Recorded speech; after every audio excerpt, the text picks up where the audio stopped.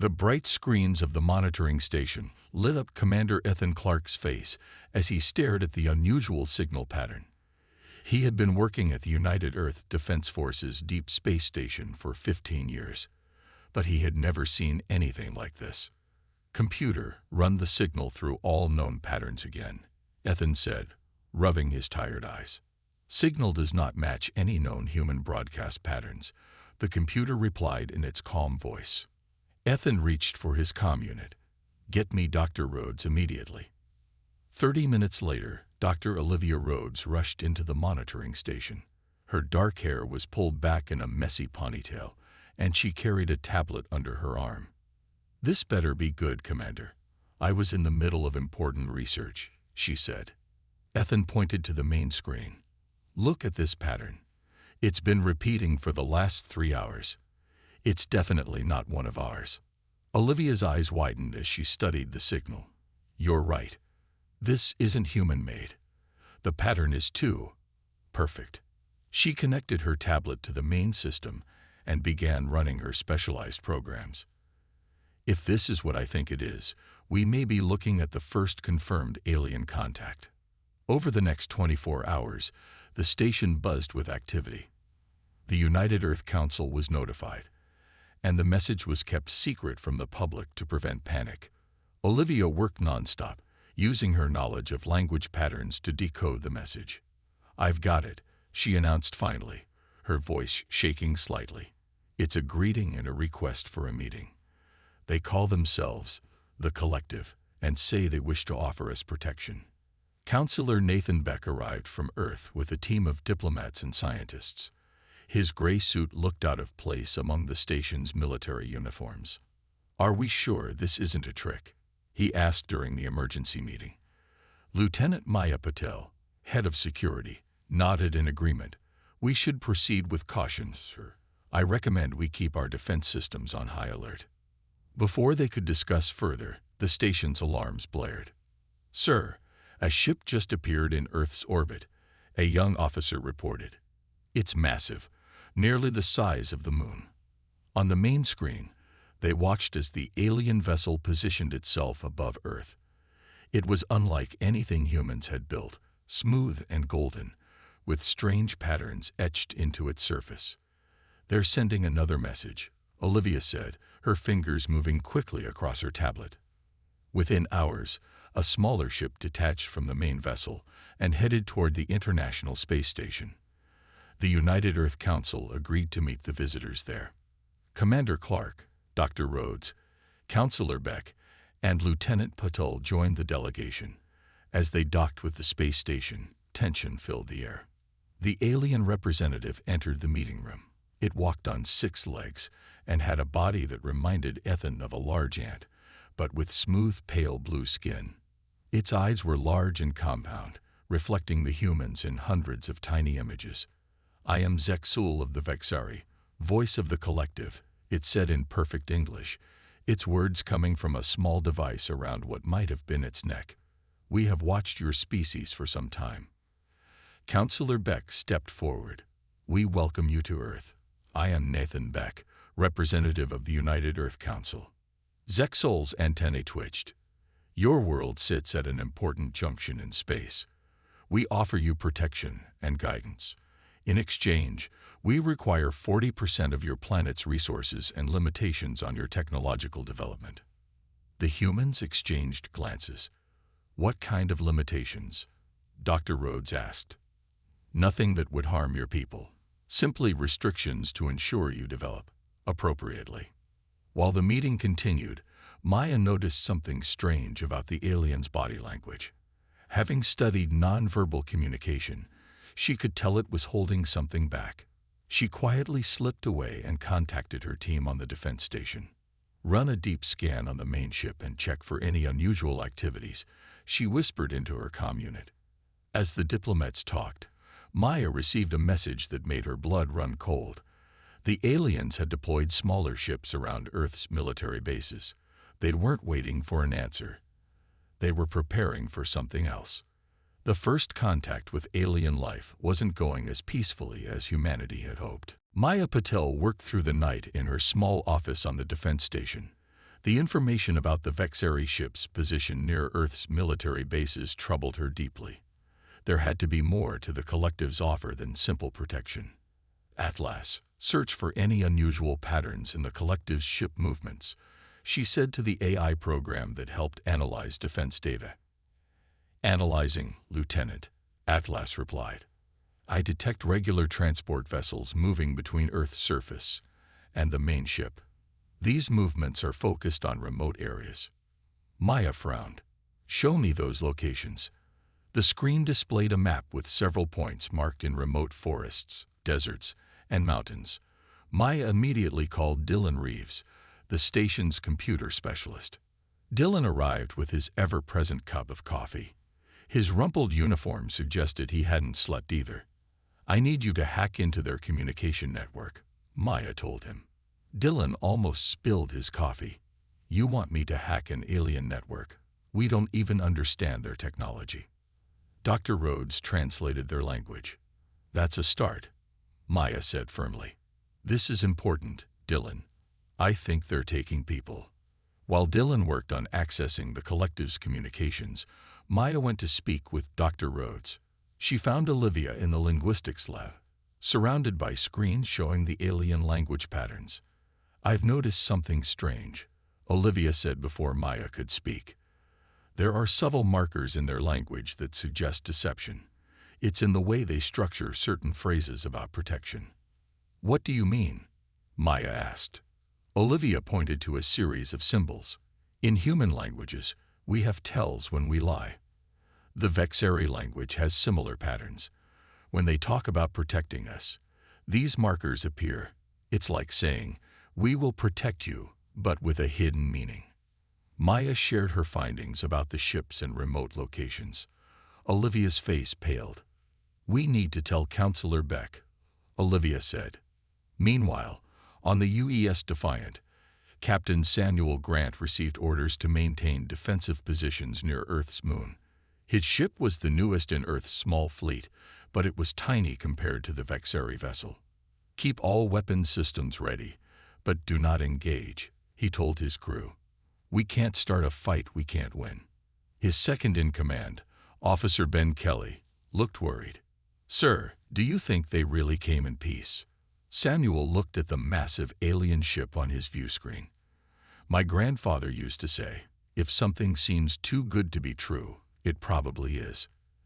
An advanced alien race offering us protection out of kindness. I doubt it.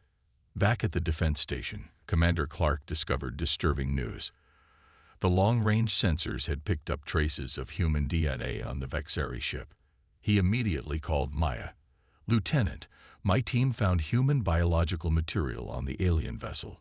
Not just recent samples, some dating back years. Maya felt a chill run down her spine. They've been taking humans for a long time. This isn't first contact at all. Dylan burst into the room, his face flushed with excitement and fear. I got in. Their security is different, but not impossible to crack. He placed his tablet on the desk. You need to see this. The screen showed images of humans in transparent containers. Some appeared to be sleeping, while others were clearly being studied and examined. Next to these images were files labeled Subject Species 4572. Potential resistance value. There's more, Dylan said quietly. I found records of other species under their protection. They're all basically slave races, mining resources, and serving the collective. Any species that refuses gets wiped out. Commander Clark's face hardened. We need to get this information to the Council immediately. On Earth, Counselor Beck was growing frustrated with the Vexari ambassador. Zexol had increased the pressure, demanding a quick decision. The collective's patience has limits, Zexol said. You have 1 week to accept our generous offer. As Beck was about to respond, he received an urgent message from Commander Clark. The counselor's face changed as he read the information. We'll need time to consider all aspects of your offer, Beck told the alien carefully. The truth was now clear. The collective hadn't come to protect humanity. They had come to enslave it. The United Earth Council chamber was filled with tension. Representatives from all nations sat around the large circular table as Counselor Beck presented the evidence about the collective. These images and files were obtained from the Vexeri ship, Beck said, his voice steady despite his fear. They show humans being experimented on, and they reveal the true fate of other species who accepted the collective's protection. The room erupted in angry shouts and fearful questions. "How do we know this information is real?" asked the representative from Australia. Maya stepped forward. "The data was verified by 3 separate teams, including mine. It matches with the unusual ship movements we've detected near remote areas where people have gone missing." Dr. Rhodes added, "The deception patterns in their language confirm it. They're not being honest about their intentions." An older man with white hair stood up from his seat. This was Dr. Alan Winters, Earth's leading physicist. He had been quiet until now. "There's another option we haven't discussed," he said. "Project Prometheus." The room went silent. Project Prometheus was Earth's most secret defense system, a network of satellites and ground-based weapons that used experimental technology. It was powerful but untested. "Prometheus isn't ready," Beck argued. "The power requirements alone would drain our resources within days." "We've made progress," Ellen replied. "My team has found a way to make it more efficient. It won't match their technology, but it might give us a fighting chance." While the council debated, reports came in from around the world. Some countries were considering accepting the collective's offer, afraid of what would happen if Earth refused. Beck called for unity. "We must make this decision together. I propose a global vote. Accept the collective's protection, or stand on our own." Meanwhile, Major Sofia Rodriguez prepared for a dangerous mission. As head of Earth's Special Forces, she had been tasked with rescuing the humans held on the Vexeri ship. "We don't know what we'll find up there," she told her team of 6 soldiers as they prepared their stealth shuttle. "But we know our people need help." Her second-in-command, Jack Harris, checked his weapon. "How do we even get past their defenses?" "Dylan found us a way in," Sofia explained. "There's a blind spot in their sensor array. We'll have 30 minutes to get in, find our people, and get out." As the vote began across Earth, Sophia's team launched their mission. Their small ship slipped past the massive Vexeri vessel's defenses, using the information Dylan had stolen to avoid detection. Inside the alien ship, they moved quickly through strange corridors. The walls seemed alive, pulsing with an eerie blue light. They found the holding area where humans were kept in clear containers. "There are hundreds of them," Jack whispered in horror. Sophia checked the life signs on her scanner. "Most are alive but sedated. We can't save them all, not tonight. But we'll gather evidence and save who we can." They managed to rescue 12 prisoners and collect biological samples before alarms blared through the ship. Fighting their way back to the shuttle, they barely escaped as the Vexeri realized they had been infiltrated. On Earth, the global vote results came in. Despite fear and uncertainty, 73% of humanity had voted to reject the collective's offer. Counselor Beck stood before the Vexeri ambassador with the Earth's military leaders beside him. Commander Clark, Captain Grant, and other officers watched with grim determination. "We have considered your offer carefully," Beck said to Zexol. "Humanity has made its decision. We choose to stand free." Zexol's compound eyes seemed to flash with anger. "This is most unfortunate. The collective has invested much time in your species. We had hoped you would be reasonable." "We are reasonable," Beck replied firmly. "We simply value our freedom more than your protection." The alien's voice turned cold. "This is your final chance. Join us willingly or face extinction. Your planet has resources we desire. We will have them, with or without your cooperation." Beck stood tall. "Then we will defend what is ours." As Zexul left the chamber, Earth's military went on high alert. Project Prometheus was activated, and Captain Grant's fleet moved into defensive positions. The choice had been made. Humanity had rejected their final offer, and they were about to face the consequences. The attack began at dawn. Bright beams of energy shot down from the Vexeri ships, striking major cities across Earth. Buildings crumbled and panic spread as millions fled the destruction. In the underground command center beneath Denver, Counselor Beck watched the disaster unfold on large screens. "Activate Project Prometheus now," he ordered. Dr. Winters nodded and pressed his palm against a scanner. Across Earth and in orbit, hidden satellites and ground stations powered up. A shimmering blue shield began to form in the atmosphere. "The shield is at 40% capacity," Allen reported. "It's working, but not at full strength yet." The Vexeri weapons hit the shield, causing it to flicker but hold. Some beams still broke through, but the shield absorbed much of the attack's power. Beck turned to Commander Clark. "How long can it hold?" "At this rate, maybe 3 days," Ethan replied grimly. "We need a counterattack." In space, Captain Samuel Grant commanded Earth's small fleet of 20 ships. The UES Defiant led the formation against the massive Vexeri vessels. "Target their forward weapons arrays," Samuel ordered. "Fire everything we've got." Earth's ships launched missiles and energy weapons, but most bounced off the Vexeri shields. "Sir, our weapons aren't having much effect," Officer Kelly reported. Samuel studied the enemy ships closely. During one attack, he noticed something unusual. When Earth's ships fired at a certain angle, the Vexeri shields seemed to weaken. "All ships aim for Sector 7 on their lead vessel, 30 degrees from the main engine," he commanded. The combined fire of Earth's fleet struck the spot, and for a moment, the alien ship's shields flickered. "We found a weakness," Samuel said with grim satisfaction. "Keep firing at that spot."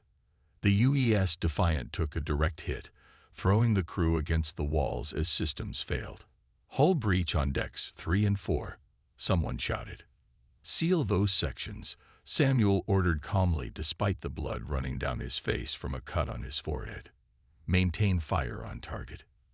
Back on Earth, Maya and Dylan worked frantically to hack deeper into the collective's network. "If we can disrupt their communications, their ships won't be able to coordinate," Maya explained. Dylan typed furiously, sweat dripping from his face. "It's like trying to solve a puzzle where the pieces keep changing. But I'm getting closer." In her lab, Dr. Rhodes made an important discovery. She had been studying the biological samples from the rescued humans and found something strange in the Vexeri medical records. "Look at this," she told her assistant. "The Vexeri have been studying human DNA because they're afraid of it. There's something in our genetic makeup that makes us resistant to a pathogen that nearly wiped them out centuries ago." "So they're not just after our resources," her assistant said. "They're afraid of us." "Exactly. They see us as a potential threat, even a weapon." On the battlefield, Major Rodriguez led ground forces against Vexeri troops that had landed outside Chicago. The aliens moved in perfect formation, their 6-legged bodies carrying advanced weapons. "They move like insects," Sophia told her soldiers. "But they think like machines, predictable and organized. Use that against them." Human soldiers used guerrilla tactics, striking quickly and then retreating. The Vexeri struggled to adapt to the unpredictable fighting style. Despite these small victories, Earth's defenses were failing. The Prometheus shield grew weaker by the hour as more Vexeri ships arrived. In Denver, Beck looked at the tired faces around him. "We need to evacuate as many people as possible to the underground shelters. What about the colonies on Mars and Europa?" someone asked. "We've lost contact," Commander Clark replied.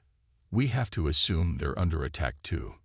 Just as hope seemed lost, Captain Grant's voice came through on the communication system.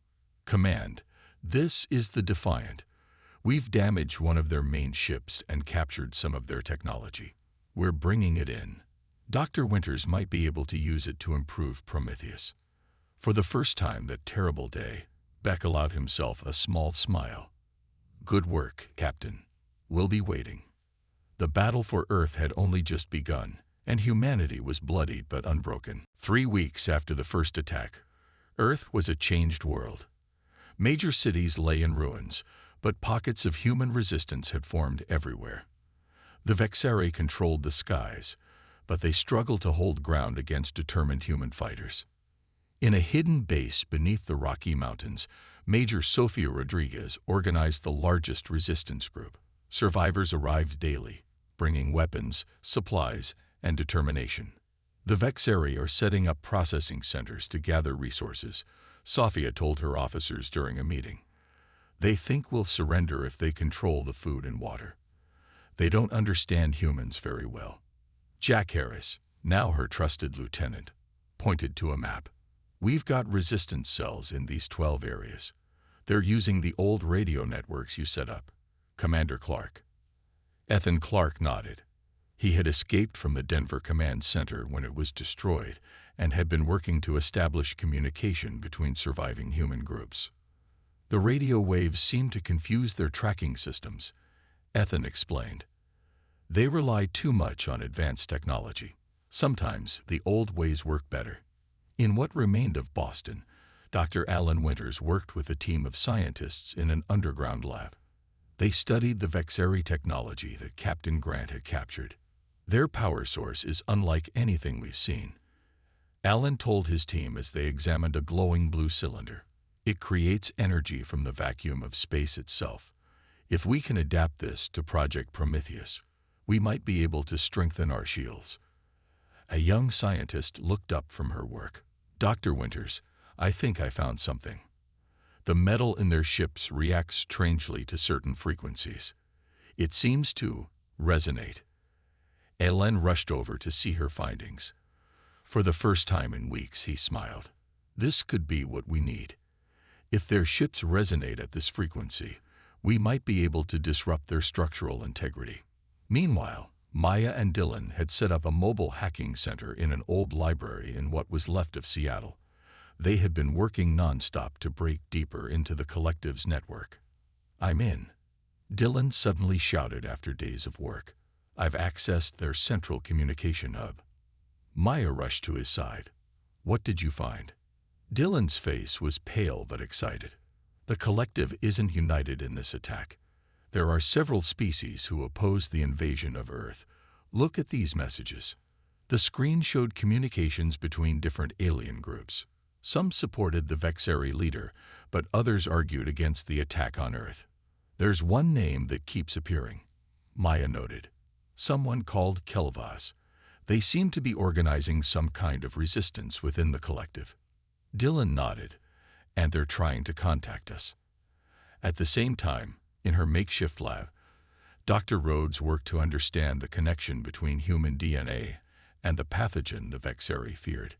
The samples from the rescued prisoners show signs of genetic testing, she explained to Counselor Beck, who had survived the attack on Denver. The Vexari were looking for something specific in our genetic code. Beck looked tired, his once neat suit now dirty and torn. Can we use this information against them? Maybe, Olivia replied. But first, I need to establish communication with this being named Kelvas. Maya says they're trying to contact us, and they might have more information. Using the communication codes Dylan had discovered, Olivia sent a message to Kelvas. The response came quickly, a video transmission showing a different alien species. Unlike the insect-like Vexari, Kelvas had a smooth, almost dolphin-like appearance with large, intelligent eyes. People of Earth, the alien said in a melodious voice. Many of us within the collective have opposed this invasion. The Vexari do not speak for all of us. We wish to help you fight back. Beck stepped forward. Why would you help us? Because many of us were once like you, Kelvas replied. Free worlds that were forced into the collective. We have waited centuries for a species strong enough to stand against the Vexari. Your resistance has created an opportunity for all of us. In his hidden command center, Counselor Beck called an emergency meeting with all resistance leaders. Through secure channels, Major Rodriguez, Captain Grant, Commander Clark, Dr. Winters, Dr. Rhodes, Maya, and Dylan all joined. We have a potential ally within the collective, Beck announced, and we have discovered weaknesses in their technology. For the first time since this war began, we have real hope. The resistance against the collective was growing stronger, both on Earth and among the stars. Kelvas's hologram floated above the meeting table in the underground command center. The dolphin-like alien explained the complex politics of the collective to Earth's leaders. The Vexeri have controlled the collective for 3,000 years, Kelvas said. They used the resources and labor of 17 different species. My people, the Lyrians, were among the first they conquered. How many others want freedom? Beck asked. At least 7 species are ready to fight back. We've been waiting for the right moment, and your resistance has given us that chance. Dr. Rhodes leaned forward. Why are the Vexeri so interested in human DNA? Kelvas's large eyes blinked slowly. 500 years ago, a disease nearly destroyed the Vexeri. They survived only by using genetic material from other species, but the disease still exists, dormant in their biology. Your species has a natural resistance to it. They fear you could weaponize this knowledge. This information confirmed what Dr. Rhodes had discovered in her research. The Vexeri weren't just conquering Earth for resources, they were eliminating a potential threat. Meanwhile, on the battlefield, human forces were gaining ground. Major Rodriguez's guerrilla tactics confused and frustrated the Vexeri troops, who were used to fighting organized armies. They can't adapt to our fighting style, Sofia told her soldiers as they prepared for another raid. They expect us to behave like their other conquered worlds, to follow patterns they understand. But humans are unpredictable. Jack smiled grimly. That's our superpower. In space, Captain Grant had repaired the UES Defiant and gathered the remaining ships of Earth's fleet. Using the knowledge of the Vexeri ship's weakness, they planned a daring mission. Their main weapons platform controls the attacks on Earth's surface, Samuel explained to his crew. If we can disable it, we'll give our ground forces a chance to reclaim key territories. The mission was dangerous. The Defiant would lead a small group of ships in a direct attack on the platform, while other vessels created a diversion. We have one advantage, Samuel told his nervous crew. They think logically. We need to think creatively.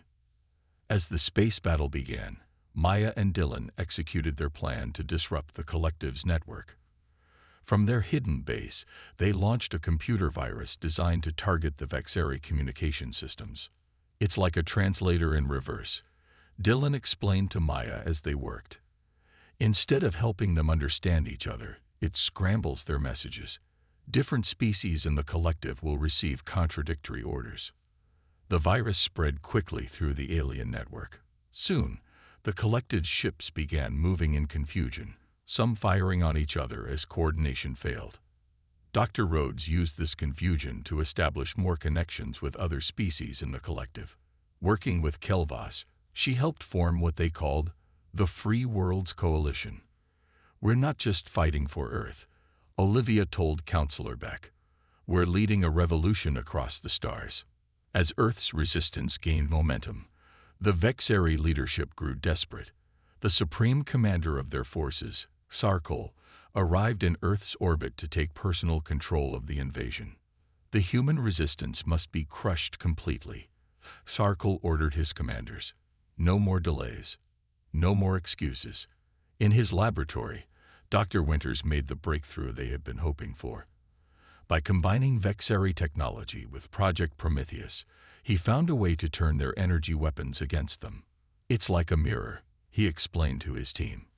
When they fire at us, we can capture the energy and redirect it back at them. Their own power becomes their weakness. As the new defense system was being prepared, Counselor Beck recorded a message to be broadcast across all collective worlds. It wasn't just a message of defiance. It was a call for freedom. People of the collective, he began, the Vexeri have lied to you, just as they lie to us. They don't offer protection. They demand servitude. Earth stands against this tyranny, not just for ourselves, but for all worlds who wish to be free. Join us. The time for change has come. The message spread from world to world, and the revolution that began on Earth ignited across the stars. Counselor Beck's message spread like wildfire through the collective. On 17 different worlds, species that had been conquered by the Vexari began to rise up. Ships turned against their commanders. Supply lines were cut. The mighty collective was fracturing from within. On Earth, the resistance fighters felt the tide turning. The Vexari attacks became less coordinated as they struggled to maintain control of their empire. Now is the time to push back, Major Rodriguez told her growing army, while they're distracted by rebellions on other worlds. Under Sophia's leadership, human forces launched coordinated attacks against Vexari strongholds across the planet. In Europe, Asia, and the Americas, people emerged from hiding to reclaim their lands. They never understood what makes humans different, Sophia said as she watched her troops prepare for battle. We don't just fight for survival. We fight for freedom, and we never give up. The space battle reached a critical point when Captain Grant led the repaired Earth fleet against the Vexari ships orbiting the planet. The UEA's Defiant, now equipped with Dr. Winter's modified shields, spearheaded the attack. Target their command ship, Samuel ordered. Use the new reflector shields to absorb and redirect their weapon fire. When the Vexari fired their powerful energy weapons, the Earth-shipped shields captured the energy and sent it back. The alien vessels were damaged by their own weapons, creating confusion in their ranks. It's working, Officer Kelly shouted as a Vexari cruiser exploded. They don't know how to respond. The Free Worlds Coalition joined the battle, with ships from 7 different species attacking Vexari positions throughout collective space. For the first time in thousands of years, the Vexari faced a coordinated rebellion they couldn't easily crush. Meanwhile, Maya and Dylan made their most important discovery yet. Working with Atlas, they cracked the genetic code that made humans resistant to the ancient Vexari pathogen. It's in our mitochondrial DNA, Maya explained to Dr. Rhodes over their secure channel. A specific sequence that produces proteins the virus can't attach to. Olivia's eyes widened as she understood the implications. This is why they were so determined to either control or destroy us. With this knowledge, we could potentially develop a treatment that would make the dormant disease active in the Vexari again. Exactly, Maya replied. We don't need to use it. Just the threat might be enough to force them to withdraw. In his command ship, Supreme Commander Xarkol received the troubling reports. His compound eyes reflected multiple screens showing rebellions across the collective. His mandibles clicked in frustration. How is this possible? He demanded of his officers. How can one primitive world cause so much damage? They are not what we expected, Supreme Commander, one officer replied nervously. They fight differently. And their message has inspired many within the collective to question our rule. Xarkol smashed a control panel with one of his armored limbs. Then we will make an example of them. Prepare the planet killer weapon. On Earth, Counselor Beck gathered with the resistance leaders to discuss their next steps. The news from around the world was promising. Nearly 40% of Earth's territory had been reclaimed. The Vexari are retreating in most areas, Commander Clark reported.